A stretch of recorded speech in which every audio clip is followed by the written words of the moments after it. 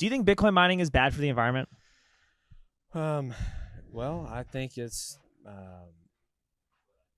I don't see. I'm how- asking you this as somebody who's a rancher that works in nature and that deals with different outlying effects that affects the soil composition, what happens to the animal. You know, you're probably more familiar with like how certain chemicals could affect what goes in the water and like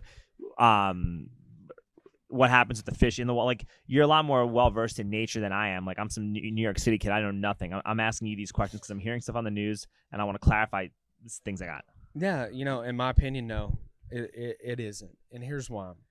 It don't matter if you do or solar energy, you do wind energy. They all have a cost with the environment. They're taking up real estate in which it can affect animals. Okay, so let's say you're mining Bitcoin and you're running electricity. Well, we got to have power on your grid to be able to function either way. Yeah. There's a give and take on all sides. Is it any worse than this one? No, I actually don't believe so. I think it is great that we're generating revenue from us for a sovereign currency. And I stand behind it 110%. It doesn't affect my cattle. It doesn't affect the way I do business. So, do you mind where you are? No, not right now.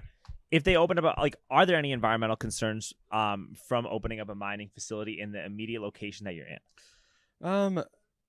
It's interesting. Tesla's my neighbor, so I mean, I guess then we'd get into a whole conversation comparing what solar and battery driven vehicles would look like compared to Bitcoin. Because they're making the vehicles there, right? Yeah. Okay. Yeah.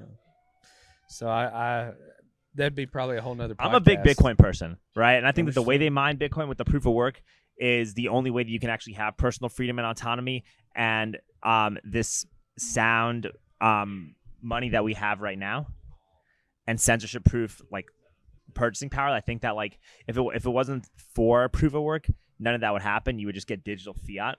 Agreed. Which is extremely dangerous. And I also think that if you have digital fiat and you have central bank digital currencies, eventually, like, authoritarian governments will just start having rates become super negative. Yep. And if you don't spend what you have within a certain amount of time, you have no access to those funds anymore.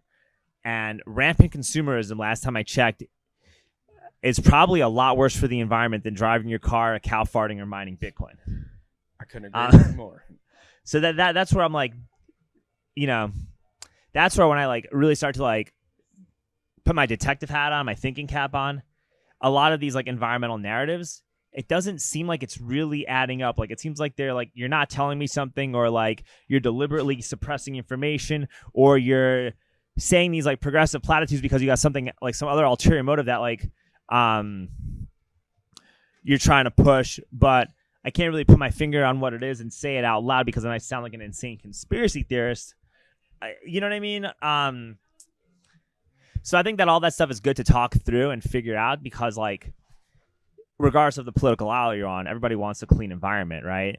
And so one of the most important ways to have a clean, good environment is to, like, understand the bullshit. Absolutely. So we can actually do it right.